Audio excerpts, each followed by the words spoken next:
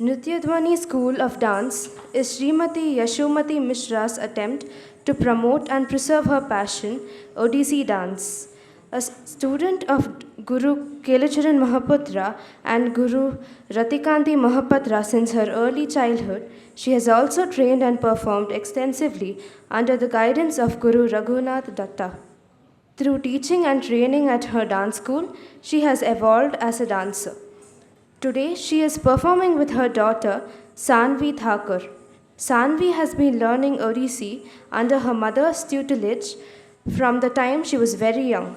She has had the privilege of showcasing her art in many different dance festivals.